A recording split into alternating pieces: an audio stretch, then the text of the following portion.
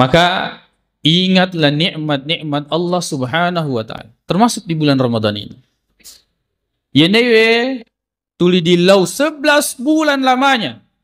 Bahkan dia pernah lepas ramalan, kita kemudian selalu berdoa, ya Allah pertemukan saya dengan Ramadan berikutnya.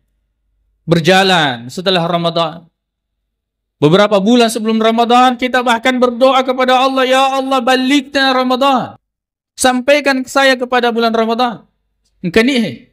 Dan kita sudah sampai. Dan Allah sudah memberikan nikmat itu. Yang kita minta kepada Allah, Allah kasih.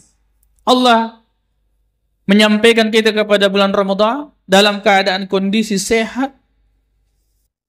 Tapi apa yang kita ingin lakukan di dalam bulan Ramadan? Keutamaan waktu dan tempat tidak ada manfaatnya bagi orang-orang yang tidak melakukan amal pada waktu dan tempat tersebut.